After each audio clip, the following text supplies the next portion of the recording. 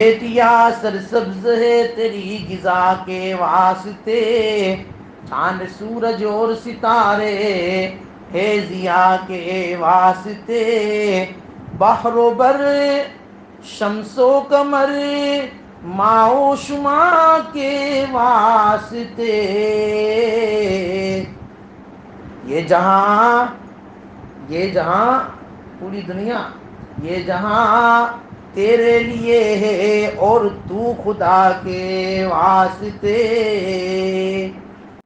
الحمدللہ وکفی وسلام علی عبادہ الذین اصطفی، اما بعد فاعوذ باللہ من الشیطان الرجیم، بسم اللہ الرحمن الرحیم۔ انما المؤمنون الذین آمنوا باللہ ورسولہ ثم لم يرتابوا وجاهدوا بأموالهم وأنفسهم في سبيل الله أولئك هم الصادقون، صدق اللہ العظیم۔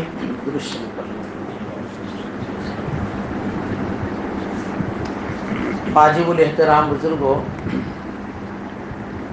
گزشتہ سنیچر کو اس سے پہلے والی جو آیت مبارکہ تھی، جو دیہاتیوں کے بارے میں نازل ہوئی تھی، قبیلے بنو اسد کے لوگوں کے لیے، چونکہ وہ دیہاتی تھے۔ میں نے بتایا تھا کہ دیہاتی جو ہوتے ہیں، گاؤں کے جو رہنے والے ہوتے ہیں، ان کے پاس اتنی تہذیب نہیں ہوتی، ادب نہیں ہوتا، جہالت کا غلبہ ہوتا ہے، کیونکہ ان کی جو تربیت اور ان کا نشو و نما جو ہوتا ہے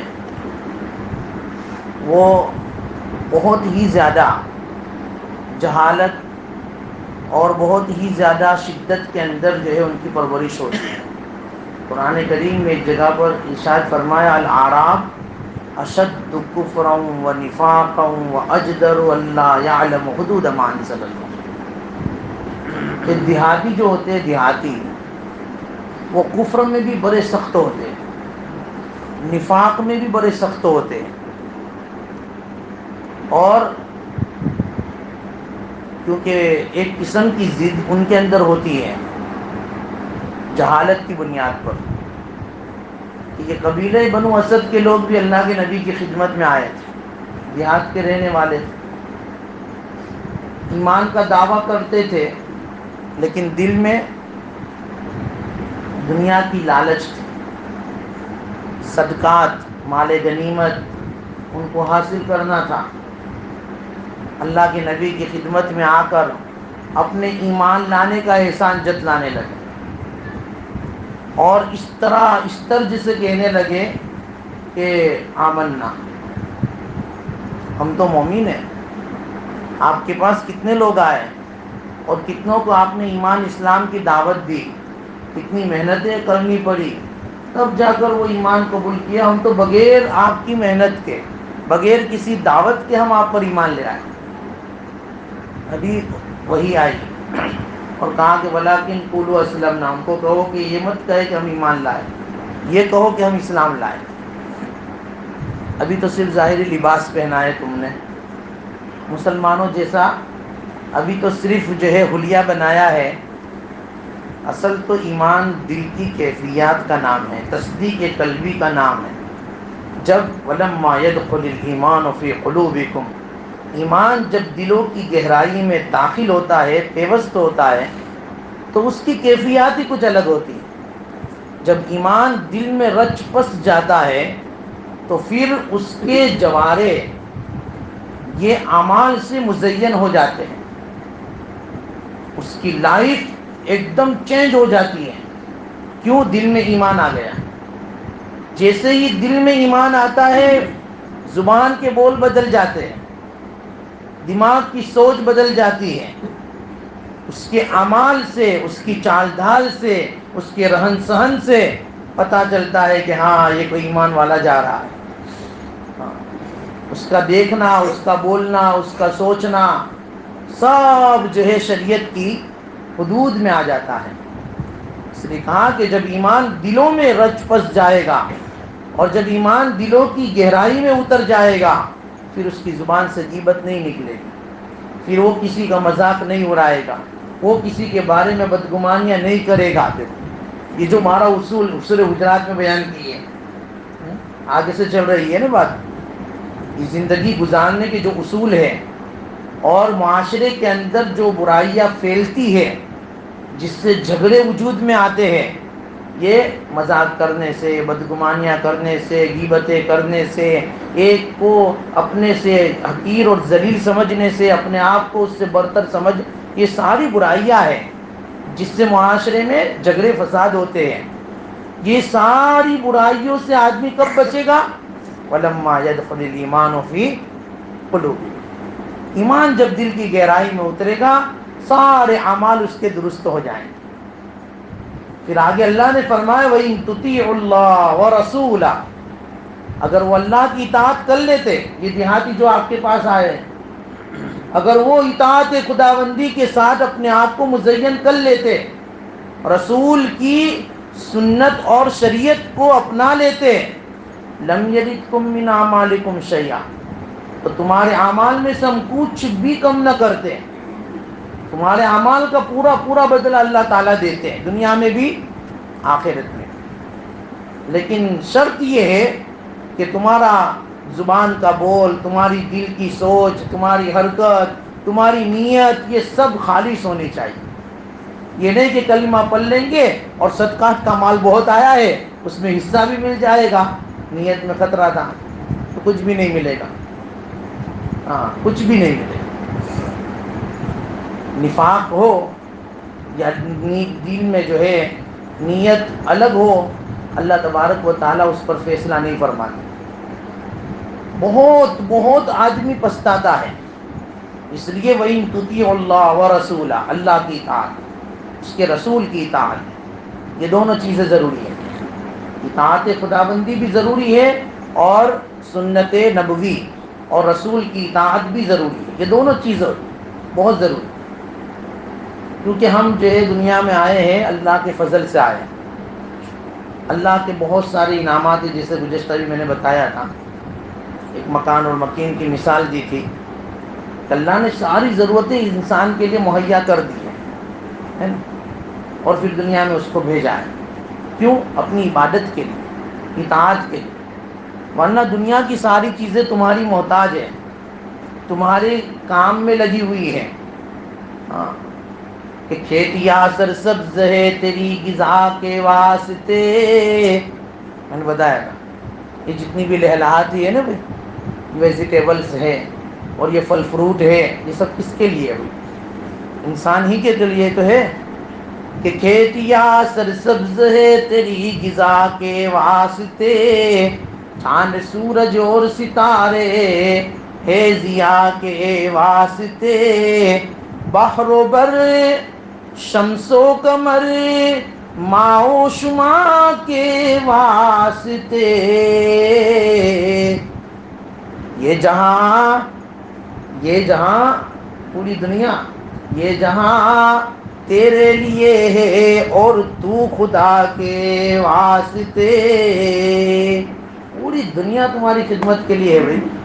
ان الدنیا خلقت لکم، حدیث میں دنیا تمہارے لیے پیدا کی ہے بس. لیکن وَإِنَّكُمْ خُلِقْتُمْ لِلْآخِرَةِ، تم کو ہم نے آخرت کے لیے بنایا. یہ استحضار ہر بندے مومن مومنہ کے اندر ہونا چاہیے کہ ہم دنیا میں آئے ہیں عبادت کے لیے آئے ہیں، اطاعت کے لیے آئے ہیں، رب کو راضی کرنے کے لیے آئے ہیں، اپنی جنت سنوارنے بنانے کے لیے آئے ہیں. ہاں، جب یہ آدمی سوچ لے گا تو دنیا کی یہ جو کام ہے یہ تو سب جو ہے ضرورت کے مطابق کر لینے ہیں. جیسے پیشاب پاخانہ کے لیے آدمی وہاں جاتا ہے، ضرورت پوری کر کے چلا آتا ہے، وہاں بہت دل لگا کر بیٹھتا نہیں ہے شوق سے. یہ پوری دنیا ایسی ہے. اللہ مجھے آپ کو اس کی حقیقت سمجھا کے دیں. اسی لیے ابو ہریرہ رضی اللہ تعالیٰ عنہ فرماتے ہیں، سرکار دو عالم صلی اللہ علیہ وسلم نے ارشاد فرمایا کہ ان اللہ تعالی ابن آدم تفرغ لعبادتی املأ صدرک غنا واسد فقرک وإلا تفعل ملأت يديك شغلا ولم اسد فقرک. اللہ اکبر کبیرہ. اللہ تبارک و تعالیٰ فرماتے، اس کو حدیث قدسی کہتے ہیں، کہ اے ابن آدم اپنی ذات کو عبادت کے لیے فارغ کر دے، اپنی ذات کو عبادت کے لیے فارغ کر دے، کیونکہ تیری ذات ہی عبادت کے لیے وجود میں آئی ہے. ہاں، تیری ذات جو ہے یہ دنیا کے لیے وجود میں نہیں آئی ہے، عبادت کے لیے آئی ہے. اے ابن آدم اپنی ذات کو عبادت کے لیے فارغ کر دے. میں کیا کروں گا کہ میں تیرے سینے کو گینا سے بھر دوں گا، تیرے سینے کو گینا سے بھر دوں گا، تیرے اندر استغنائیت ڈال دوں گا. تیری روزی بہت مختصر ہوگی لیکن تجھے اتنا سکون ملے گا، اتنا سکون ملے گا، او ہو تو ایسا سمجھے گا کہ میں اپنے گھر کا بادشاہ ہوں. اس طرح میرے تیرے دل کو اور سینے کو گینا سے بھر دوں. لیکن شرط یہ ہے تو اپنی ذات کو عبادت کے لیے فارغ کر دے. جو عبادتیں میں نے میرے رسول کے ذریعے تمہارے اوپر مقرر کی ہے اس کو تو اپنی ضرورت اور اپنا فرض سمجھ لے کہ بھئی یہ تو میری زندگی کا اصول ہے، میری زندگی کا مقصد ہے. ہاں، مجھے یہ تو کرنا ہی ہے. جب تم اپنے آپ کو عبادتوں کے لیے فارغ کر دو گے، اللہ کا وعدہ ہے اللہ تمہارے سینے کو گینا سے بھر دے. املأ صدرک غنا اور واسد فقرک، اور فقر کے دروازوں کو میں بند کر دوں گا. تیرے دل کے اندر، تیری سوچ کے اندر یہ محتاجگی، یہ غریبی، یہ تو میں بنج کر دوں گا. تیرے دل میں بھی نہیں آئے گا کہ میں فقیر ہوں، تیرے دل میں بھی نہیں آئے گا کہ میرے پاس کچھ نہیں ہے. تیرے پاس کچھ نہ ہونے کے باوجود تو یوں سمجھے گا میرے پاس سب کچھ ہے. فقر کا دروازہ بند کر دوں گا. تیری جہاں ضرورت ہوگی وہ ضرورتیں تیری آٹومیٹکلی پوری ہوتی چلی جائیں گی، تجھے پتا بھی نہیں چلے گا اور تیری ضرورتیں پوری ہوگی. کوئی نہ کوئی تیری ضرورت پوری کر دے گا. وہ کوئی نہیں ہوگا، وہ خود امر خدا نہیں ہوگا، وہ امر خداوندی ہوگا. اللہ تبارک و تعالی ہر ایک کے دلوں میں بات ڈالیں گے اور وہ تیری ضرورتوں کو پورا کریں گے. لیکن شرط یہ کہ تم میرا بن جا. من کان للہ کان اللہ ولہ.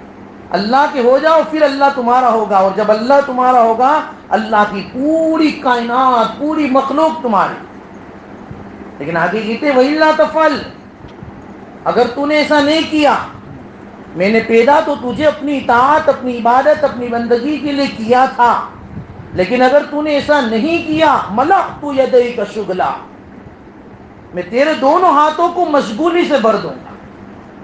تو کتنا بھی کمائے گا، تیری ایک شاپ ہوگی تب بھی تجھے سکون نہیں ملے گا. تو یوں سوچے گا میں دوسری شاپ کروں، دوسری کرے گا تب کہے گا میں تیسری کھولوں، چوتھی کھولوں. حضرت مولانا سعید احمد خان صاحب رحمۃ اللہ علیہ کے پاس ایک صاحب آئے اور آ کر کہنے لگے حضرت دعا کر دیجئے، دوسری شاپ بھی اللہ نے دے دی. ماشاء اللہ، دیکھو خوشی سے دعا کرانے کے لیے ماں سعید احمد خان. ماں سعید صاحب نے کہا کہ بھئی مشقت بڑھ گئی، مقدر وہی ہے. سمجھ میں آئی بات؟ مشقت بڑھ گئی، مقدر وہی ہے. 200 ہوئی نا، 200 کا ہینڈلنگ کرنا، مشقت بڑھ گئی کہ نہیں؟ کیا 200 کرنے سے آپ کی مقدر بڑھ جائے گی کہ نہیں؟ مقدر تو وہی ہے، مشقت بڑھ گئی. بزرگان دین کے مختصر جملے ہوتے ہیں لیکن سوچنے والوں کے لیے بڑی عبرت ہوتی ہے. ملأت یدیک شغلا، دنیا دنیا دنیا کے پیچھے لگو گے، نہ نمازوں کا اہتمام، نہ ذکر کا اہتمام، نہ قرآن کی تلاوت کا اہتمام، نہ تبلیغ کا اہتمام، نہ تعلیم کا اہتمام، کچھ نہیں. بھائی کہاں بہت بیزی ہے، بھائی آج تعلیم میں نہیں بیٹھے، تھک گئے تھے. بھائی 3 دن کا نادا، بھائی آج بہت بیزی تھا، اس پورے مہینے میں تو لگا ہی نہیں، وقت ہی نہیں ملا. ملأت یدیک شغلا، اور بھی نکلو، اور بھی جاؤ، اور بھی شوق میں بیزی بنو. اللہ تبارک و تعالیٰ فرماتے اگر تم نے اپنے مقصد کو بھلایا اور اپنی عبادتوں کے لیے اپنے آپ کو فارغ نہیں کیا. ہاں نماز پڑھی تو کیا, نہیں پڑھی تو کیا, جماعت سے پڑھی تو کیا, بس جب وقت ملا پڑھ لی, نہیں ملا نہیں پڑھی, کبھی ملا تو ادا پڑھی, کبھی ملا تو قضا کر لی, کبھی ملا تو جماعت سے, کبھی تو گھر پر. یہ زندگی, اس لیے ہم دنیا میں آئے تھے. ہم اپنے مقصد کو بھول چکے. اللہ ہمیں معاف فرمائے, اللہ ہمیں معاف فرمائے. وَإِن تُطِيعُوا اللَّهَ وَرَسُولَهُ, قرآن میں اعلان کر دیا. قرآن نے اپنے آپ کو جو ہے اپنی زندگی کے مقصد پر لاؤ. اللہ کے حدیث قدسی, اگر ایسا تم نہیں کرو گے تمہارے دونوں ہاتھوں کو مشغولی سے بھر دوں گا, پھر دنیا کے اندر ایسا پھنساؤں گا, تم چاہو گے تب بھی تم نماز نہیں پڑھ سکو گے, تم چاہو گے تب بھی تم عبادت نہیں کر سکو گے, تم چاہو گے کہ میں یہ کام کروں تب بھی نہیں کر سکو گے. اتنا مشغول ہو جاؤ گے. اگر تم نے اپنی ذمہ داری کو نہیں سمجھا, اپنے مقصد کو نہیں سمجھا. ملأت یدیک شغلا ولم اسد فقرک, میں فقر کے دروازے کو بند نہیں کروں گا. اتنی زیادہ ہارڈ ویئر ہونے کے باوجود, بڑی بڑی شاپ ہونے کے باوجود, بڑی بڑی پراپرٹیز ہونے کے باوجود بھی اپنے آپ کو فقیر ہی سمجھے گا کہ نہیں, کیونکہ اس کی نظر ہی اپنے سے اوپر والے کی طرف ہوگی. 200 والوں کی نظر 200 والوں کے اوپر, اور 200 جس کی ہوگی اس کی 400 کے اوپر, اور 400 جس کی ہوگی اس کی ملینوں کے اوپر. کہاں سے سکون ملے گا بھائی؟ کہاں سے آدمی کو جو ہے راحت نہیں مل سکتا. فقیر کے فقیر رہے گا. ولم اسد فقرک, تیرے فقر کو میں بند کروں گا ہی نہیں. بہترین اللہ کے نبی صلی اللہ علیہ وسلم نے سکون دلانے کا راستہ بتایا. دنیاوی اعتبار سے اپنے سے نیچے والے کو دیکھا کرو, تم کو سکون ملے گا, شکر کی توفیق ہوگی, اللہ کے دیے ہوئے پر جو ہے رضامندی ہوگی, استغنائیت کی دولت تمہیں حاصل ہوگی. اور دین کے اعتبار سے ہمیشہ اپنے اوپر والوں کو دیکھو کہ بھئی یہ دین میں کتنا آگے ہے. دیکھو یہ نماز پڑھ رہا ہے, پہلی صف میں پڑھ رہا ہے, میری تو دوسری صف کا ٹھکانہ نہیں ہے.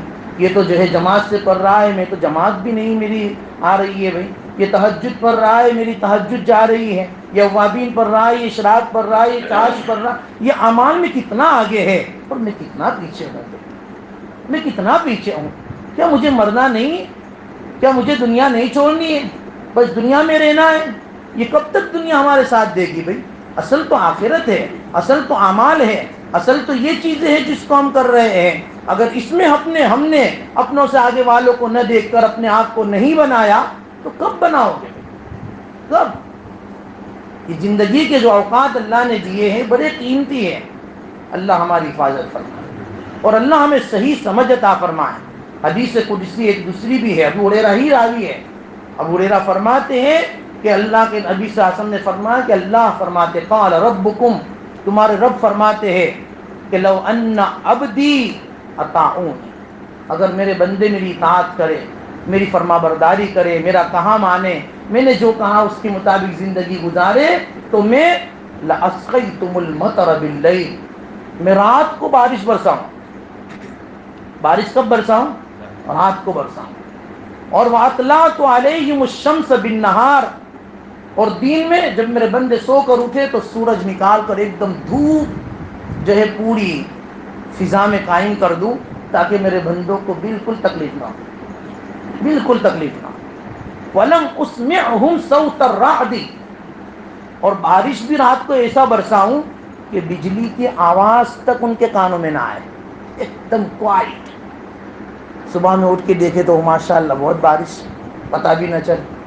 آج کی طرح نہیں, ادھر آ رہی ہے نا بھیا بجلی کی آوازیں, کیسی بارش آ رہی ہے.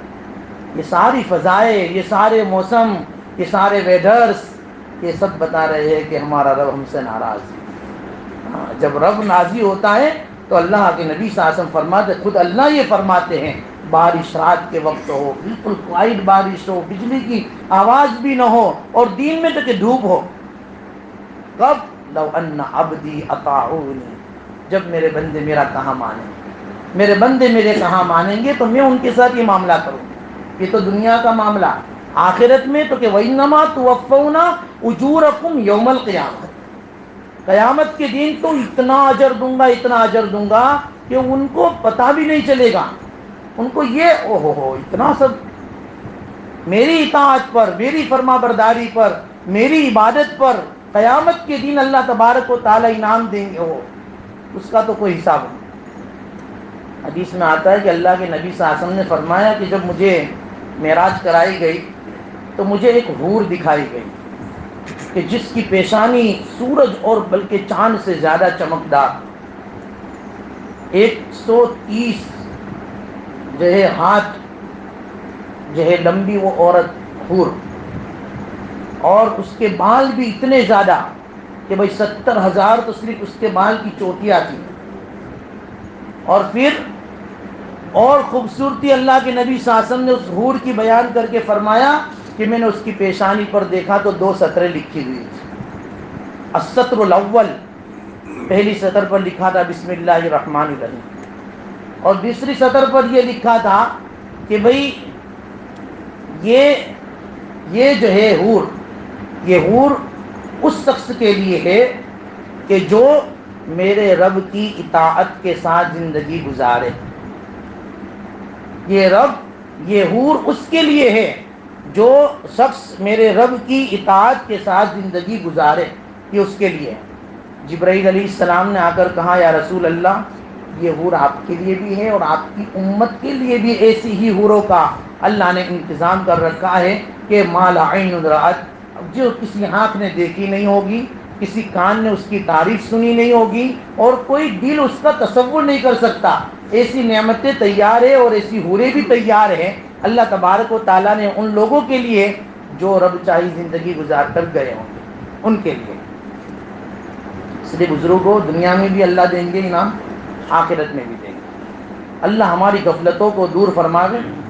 یہ لاک ڈاؤن نے تو ہمارے اوپر جو کاٹ چڑھایا ہے نا بھائی، ابھی اس کو نکلتے نکلتے نہ معلوم کتنے سال لگ جائیں گے، کیونکہ بھائی کھیتی کو جب بنانا ہوتا ہے نا تو اس کے لیے بہت دیر لگتی ہے، تب جا کر فصل تیار ہوتی ہے۔ لیکن اگر اس کھیتی کو ویران کرنا ہو تو بہت زیادہ محنت کی ضرورت نہیں پڑتی بھائی، ہے نا بھائی۔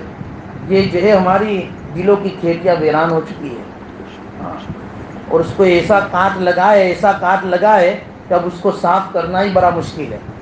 لیکن جب آدمی دل پر لے گا کہ نہیں نہیں نہیں، چاہے دنیا والے کیسی بھی اسکیمیں بنائے، مجھے اپنی آخرت بنانی ہے، مجھے اپنے آپ کو سنبھالنا ہے، اپنے آپ کو آخرت کی طرف متوجہ کرنا ہے۔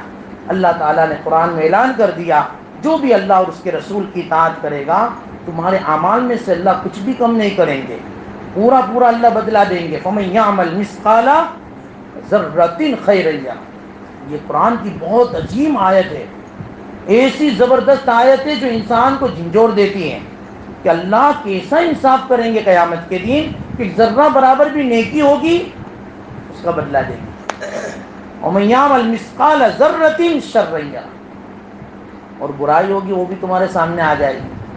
اللہ بڑے رحیم ہیں، برائیوں سے درگزر کر سکتے ہیں اور نیکیوں پر اجر بہت دیں گے، بہت دیں گے۔ بہرحال اصل ایمان کیا ہے؟ اصل ایمان قرآن کریم نے آگے بتایا انما المؤمنون، اصل ایماندار وہ ہے جو اللہ پر، اس کے رسول پر ایمان رکھتے ہیں اور ثم لم يرتابوا، اللہ اور اس کے رسول کے احکامات میں ذرہ برابر بھی شک نہیں کرتے۔ وَهُمْ فِي رَيْبِهِمْ يَتَرَدَّدُونَ، اللہ تبارک و تعالیٰ کے احکامات میں، رسول کی اطاعت میں، رسول کے فرامین میں ذرہ بھی شک نہ ہو، بالکل بھی شک نہ ہو۔ اللہ نے جو کہہ دیا، رسول نے جو فرما دیا وہ بالکل برحق ہے، اس کے بارے میں ذرہ بھی شک نہ کرو۔ کوئی شک کر رہا ہے قرآن کی نظر میں وہ مومن نہیں ہے۔ مومن وہ ہوتا ہے ثم لم یرتاب، بالکل بھی شک نہیں کرتا۔ وجاہدوا باموالہم وانفسہم، اپنے مال کے ذریعے، اپنی جان کے ذریعے کیا کرتا ہے؟ جہاد کرتا ہے، مجاہدہ کرتا ہے، قربانیاں دیتا ہے، قربانیاں دیتا ہے۔ وجاہدوا باموالہم وانفسہم فی سبیل اللہ، اللہ کے راستے میں مجاہدہ کرنا، اللہ کے راستے میں، یا تو جہاد کی شکل ہو یا دعوت کی شکل ہو۔ ابھی کل میرا بیان تھا، وہ کل نیچے جو گشت تھا نا، میں نے وہاں ایک بات بتائی تھی کہ دیکھو انسان کے اندر اللہ نے 2 صلاحیتیں، 2 استعدادیں رکھی ہیں، ایک استعداد عبادت کی ہے اور ایک استعداد دعوت کی ہے، اور یہ 2 استعدادیں اللہ نے حضرت انسان کو دی ہیں۔ دوسری کسی مخلوق کو اس شان سے یہ استعدادیں نہیں دی جس شان کے ساتھ انسان کو دی. بھائی عبادت تو ہر مخلوق کرتی ہے, ہر مخلوق عبادت کرتی ہے, لیکن دعوت کی شان انسان کے اندر جس شان کے ساتھ ہے وہ کسی اور مخلوق کے اندر نہیں. اس کی مثال دی میں نے. حضرت مولانا ابرار صاحب دلیوی رحمۃ اللہ علیہ نے اپنی کتاب میں اس کی مثال کو لکھا ہے کہ دیکھو انسان کے اندر دعوت کا جو مزاج ہوتا ہے, بات پھر اور چلی جائے گی, پھر بعد میں انشاءاللہ کبھی دعوت کی نسبت پر بات ہوگی تو یہ بات میں بتاؤں گا. تو بہرحال ایمانیات یہ ہے کہ آدمی اللہ پر, اس کے رسول پر ایمان لائے, اور وجاہدوا باموالہم وانفسہم فی سبیل اللہ, اپنے مال اپنی جان اللہ کے راستے میں جہاد کے ذریعے جو ہے خرچ کریں. اولئک هم الصادقون, یہی سچے مومن, یہی سچے مومن. پھر نبی علیہ السلام کو خطاب کر کے اللہ نے فرمایا اتعلمون اللہ بدینکم, کہ نبی آپ ان کو کہو کیا تم اللہ کو اپنی دینداری بتاتے ہو؟ اللہ کو بتاتے ہو کہ ہم دیندار ہیں, ہم ایمان والے ہیں. اللہ کو بتاتے ہو, حالانکہ اللہ تو علیم بذات الصدور ہے. واللہ یعلم ما فی السماوات ما فی الارض, اللہ تو جانتے ہیں جو آسمانوں میں ہے جو زمین میں ہے. اللہ بکل شیء علیم, اللہ ہر چیز کو جانتے ہیں. یہ نبی علیہ السلام آپ آنے والے قبیلے بنو اسد کے ان لوگوں کو کہو تم اللہ کو اپنی دینداری سمجھاتے ہو, بتلاتے ہو, اللہ کو تو سب معلوم ہے. یمنون علیک ان اسلموا, اور وہ احسان جتلاتے ہیں آپ کے سامنے آ کر یوں کہتے ہیں کہ ہم اسلام لے آئے, یہ ہمارا احسان ہے, آپ نے ہم پر محنت نہیں کی, بغیر محنت کے ہم بغیر تشکیل کے آ گئے بھائی, تو یہ ان کا احسان آنے والوں کا. اللہ کہتے ہیں بل اللہ یقل لا تمنوا علی اسلامکم, اے نبی پہلے تو یہ کہو ان کو کہ بھئی تم اپنے اسلام کا احسان مت جتلاؤ, اسلام لانے کا فائدہ تم کو ہے, اللہ کو نہیں ہے. بھائی اللہ کو تمہارے اسلام لانے سے کیا فائدہ ہوگا, رسول کو کیا فائدہ ہوگا؟ فائدہ تو تمہیں ہوگا. قل لا تمنوا علی اسلامکم, اپنے اسلام پر احسان مت جتلاؤ, بل اللہ یمن علیکم. دیکھو جماعت میں جانے والے ہو یا تشکیل میں بغیر آنے والے ہو, وہ یوں کہے کہ دیکھو بھائی میں تو بغیر تشکیل کے آ گیا ہوں, یہ میرا احسان مانو. بھائی نہیں, ہم کیوں احسان مانے بھائی؟ احسان تو اللہ نے تم پر کیا. بل اللہ یمن علیکم ان ہداکم للایمان, اللہ نے احسان کیا تمہارے اوپر کہ تم کو ایمان کی ہدایت دی. اللہ تو اور بھی ہدایت دے سکتے تھے کسی کو, تم کو دی. اللہ نے احسان کیا تمہارے اوپر کہ تم کو ایمان کی ہدایت دی. ان کنتم صادقین, اگر تم سچے مومن ہو اور سچے دل سے ایمان قبول کیا ہے تو یہ تھنکنگ جو ہے, یہ سوچ جو ہے آپ کی ختم کرو کہ بھئی یہ اللہ کا احسان سمجھو, اپنا احسان مت جتلاؤ. ان اللہ یعلم غیب السماوات والارض, اللہ جانتے ہیں آسمان و زمین کی سب خفیہ چیزوں کو. واللہ بصیر بما تعملون, اور اللہ دیکھنے والے ہیں جو کچھ تم کرتے ہو. یہ سورہ حجرات یہاں پر ختم ہوتی ہے, جس میں پورے یہ دیہات والوں کا, قبیلے بنو اسد کے لوگوں کا یہاں پر تذکرہ یہاں ختم ہوا, اور اللہ تبارک و تعالیٰ نے ان کی اصلاح فرمائی کہ بھئی اپنے ایمان کو جو ہے ثابت قدم رکھو, اپنے ایمان میں یہ چینجنگ لاؤ. تم جو ہے یہ جو سوچ رہے ہو اس سے تمہاری ایمان میں خلل آئے گا. اپنے ایمان کو اگر صحیح اور سچا بنانا چاہتے ہو تو اللہ کا احسان سمجھو کہ اللہ نے تم کو ایمان کی ہدایت دی. اس سے ہمیں بھی سبق ملتا ہے کہ ہم کوئی بھی عمل کریں یا کوئی بھی کام کریں, ہم جو ہے کسی کے اوپر احسان نہیں کرتے بلکہ اپنی ذات پر احسان کرتے ہیں, بلکہ اللہ کا ہم پر احسان ہے کہ اللہ نے ہم کو ایمان کی اور اعمال کی جو ہے توفیق دی. اللہ تعالی ہمیں صحیح معنوں میں صحیح سمجھ نصیب فرمائے. درود شریف.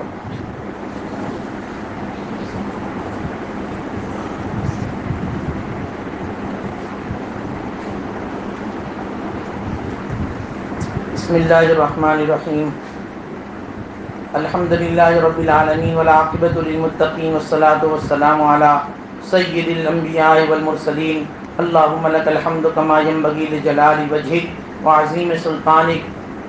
اے اللہ ہمارے گناہوں کو معاف فرما, خطاؤں سے درگزر فرما, مل بیٹھنے کو بے انتہا قبول فرما, رحم کا معاملہ فرما, کرم کا معاملہ فرما, عافیت مقدر فرما, تندرستی عطا فرما, صحت اور عافیت کی نعمت سے ہمیں مالا مال فرما. بیماریوں سے اللہ ہماری امت کی پوری پوری حفاظت فرما۔ اللہ امت میں جو جو افراد بیمار ہے اے اللہ ان کو مکمل شفا عطا فرما۔ اے اللہ ہمارے حضرت جو ہے حافظ ثناء اللہ صاحب ہمارے امام، اے اللہ وہ بھی بیمار ہے، اللہ ان کو بھی مکمل شفا عطا فرما۔ اے اللہ مکمل شفا عطا فرما، صحت اور عافیت کی ان کو دولت سے مالا مال فرما۔ اے پیارے اللہ جو مرحوم ہو چکے سب کی مغفرت فرما، سب کی مغفرت فرما۔ اے اللہ سب کی مغفرت فرما۔ اے مولا کریم، اے مولا کریم امن و امان قائم فرما، عافیت کا ماحول پورے عالم میں اے اللہ قائم دائم فرما۔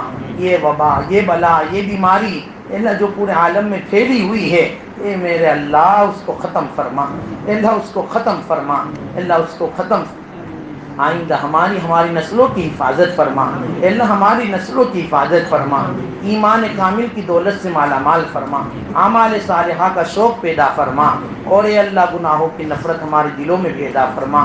اے پیارے اللہ پیارے نبی نے جتنی بھی خیر کی بھلائی کی دعائیں مانگی ہے وہ ساری بھلائی ہمیں اور پوری امت کو عطا فرما، اور جتنی بھی شرور اور فتن سے پناہیں چاہیے ہیں اے اللہ ہمیں اور پوری امت کو پناہ عطا فرما۔